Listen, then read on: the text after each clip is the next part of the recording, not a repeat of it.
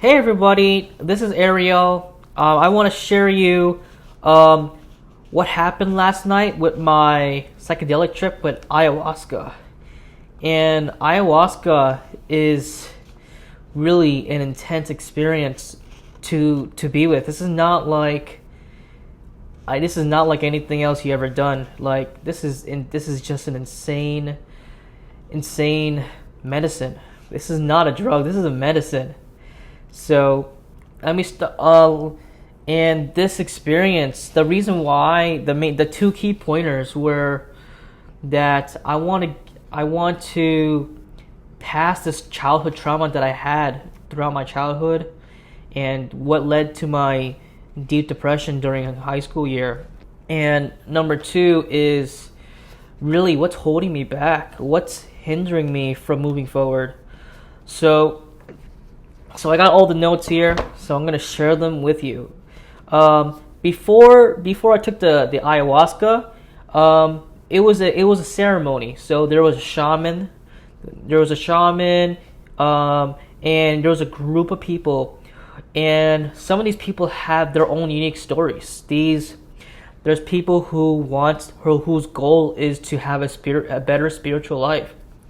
There's goals where people want to cure things in their past.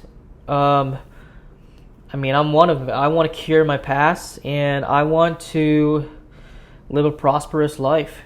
So there was a shaman, there was a trip sitter, and the trip sitter was basically just moving sage, and the sage cleanse your mind. It cleanses your third eye, so this way you don't get anything that's negative that's coming to your head. It just makes the environment feel peaceful and safe. One thing after that is that we started playing some shaman music. It's nothing like I ever done before. Like the first thing they were passing everyone. It was like this little chewing thing you chew on, and it looks like a matcha powder. I'm not sure what it's called. But the purpose is to keep you focused. It's actually a really good alternative to caffeine. Instead of coffee, just take this, put it in your mouth, and boom, you're a little bit focused. And then from there, we started doing a meditation, and we just started praying. We pray to live a better life. We pray for our chakras. We pray for our five senses, our sixth sense. We pray for our legs, we pray for our fingers, we pray for talking, we pray for touching, smelling, tasting, etc. So we were cleansing everything. It's just insane how this trip.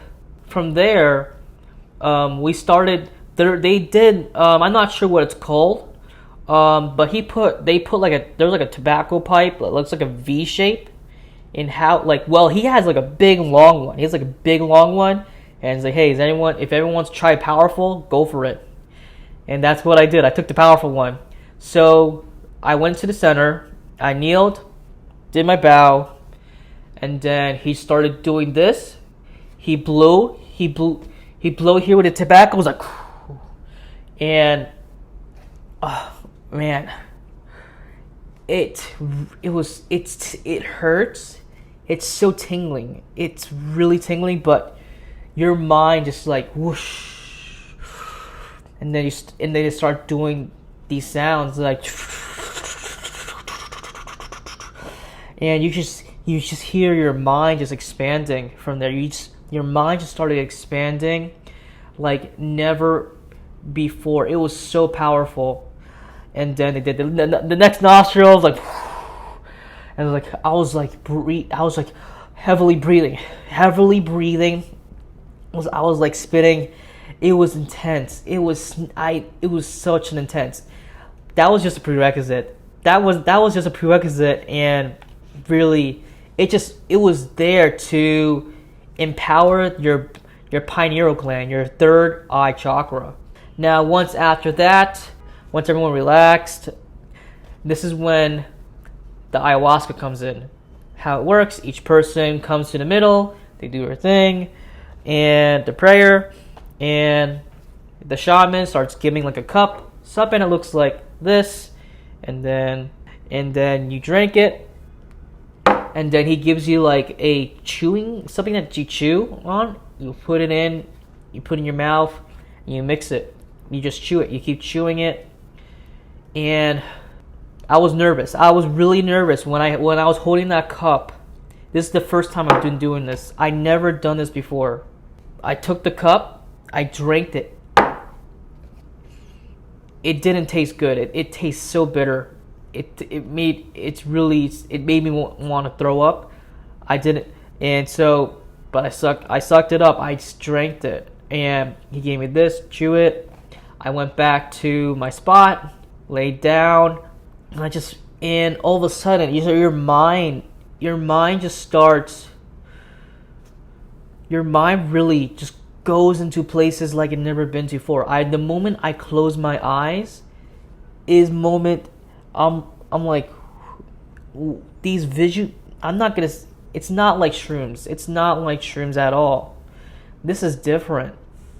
You get a clean headspace, and yeah, of course I got nauseous. I mean, they gave me a bucket. So let me start off with cup 1 to cup 3. So we had 6 cups. Let me start out with the first 3 cups. The first 3 cups, I can write it. It's over here. I just kept throwing up. I just kept throwing up. But here's the thing: when you are throwing up negative energy out of your body. I just kept nonstop. Literally, the bucket was half full. It was half full, and it really shows how much negativity I have in me, and how much of a toxic person I am. I really didn't know what I was doing. I just kept staring at the ceiling, and I just kept feeling this. I was listening to this shamanic, like Native American music, and it's just, what happened really was that there were some visual playbacks in my life, and I just saw like a few of them. I just saw like a bunch of them. It's like little pieces of memory, and it just started stacking up to the point where I just threw up. I just kept throwing up because it was just bad memories that were stuck inside me. So that's really what happened for cup 1 to cup 3. Now let me tell you, now cup 4, cup 5, and cup 6 are the ones that changed me. It really changed me. So I'm going to talk about cup number 4. So I had childhood trauma. And this is something personal with my parents. Look, I mean, I kept trying to please my parents. I mean, if you ever know me in high school, you see me always with good grades. I mean, that's pretty much the outside you see of me. I'm smart. I'm smart. I'm a genius. But in reality, I was pleasing them. I was just pleasing my parents. I was just trying to be a perfectionist. They trained me to be a perfectionist, and really that really took off during the early high school. And one thing I learned in this trip, I mean, what really happened? It was like a book. I visualized a book. I saw a book when my eyes were closed, and I just saw these photos of bad memory. And then when I press on one of them, it just will, and you can feel the experience. I can feel the pain. I can feel the pain of what's happening in my life.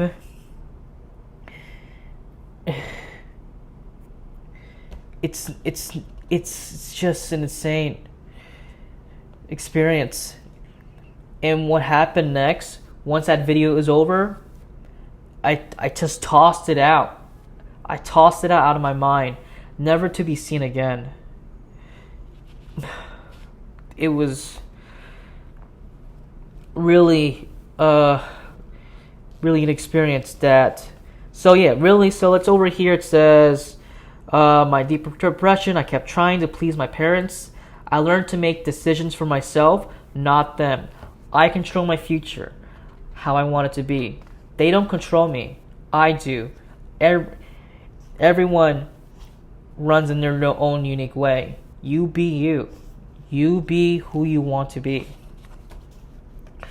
So let's talk about cup number 5, and this is another big one. The purpose was really what's stopping me from succeeding in life. What's stopping me from becoming who I could be? And man, I don't have recalls of what I saw. I just saw a lot of messages. It's just like flickering, just Slack messages just flickering, and then I just saw like conversations just like moving left and right. Really, so I'm gonna read it right here in this book. I was afraid to invest in myself and my business, and that's really thing. Like if you're really passionate about what you love to do, you invest in yourself. One thing I wrote here is that I accept that I cannot depend on my salary. You know, when people work at a job, I mean, really, the job means just over broke. And if you want to live your passion the way you want it to be, you have to invest in yourself. You have to use your own money. And here's the thing: when you use your own money, you treat it serious. I think the biggest problem, I mean, anywhere, like when people use other money, but they don't treat it serious. But when they use it themselves, then they make it's like a big financial situation. Like they treat it like it's the real deal.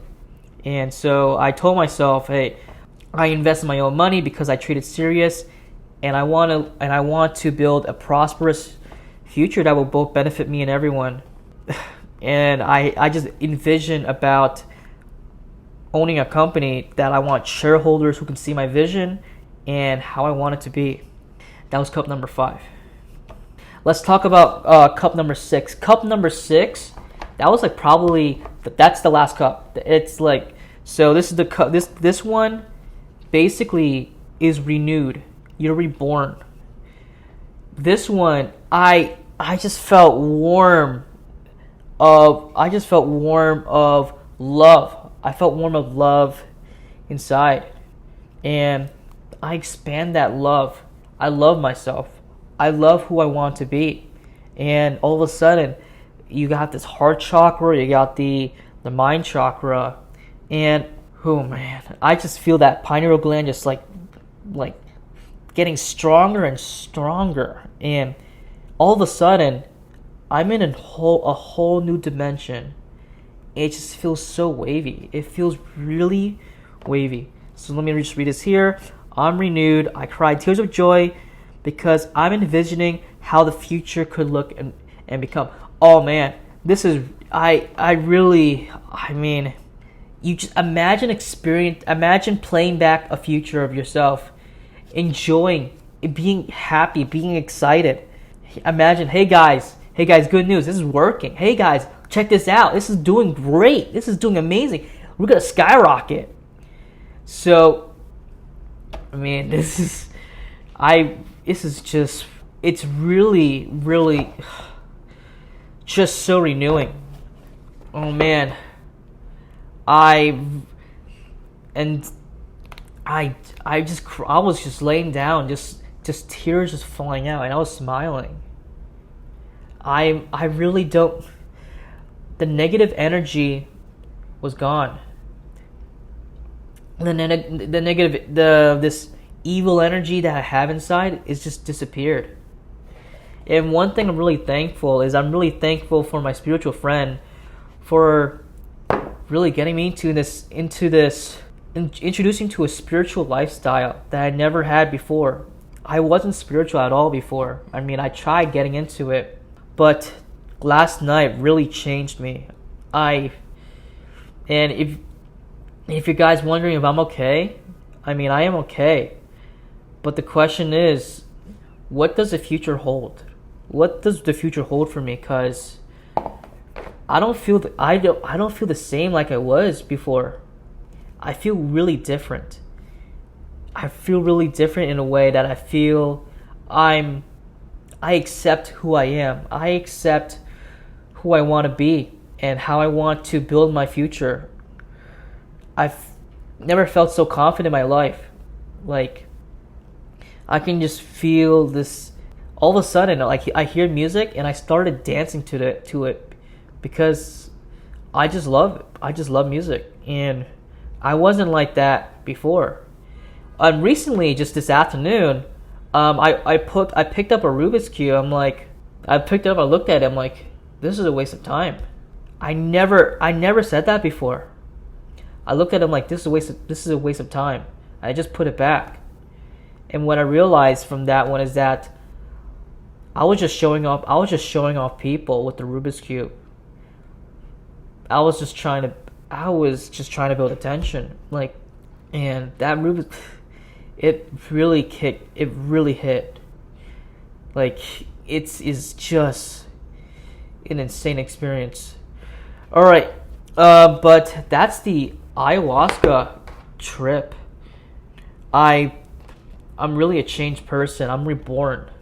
I'm renewed. And I like to see what this new future could hold. This is just way different. So unique. And I really hope you enjoy listening. If you're like looking into like thinking about if ayahuasca is for you, my tip is it needs to have intention. You can't just go in there and just treat it like, okay, let's try this out. There's intention to it. This is not a drug. This is a medicine. This is a medication that can change your life psychologically. And that's what it did. So I want to thank you so much for watching this video. Please share with people who you think who may need it. And thank you so much for listening. Peace out, everybody.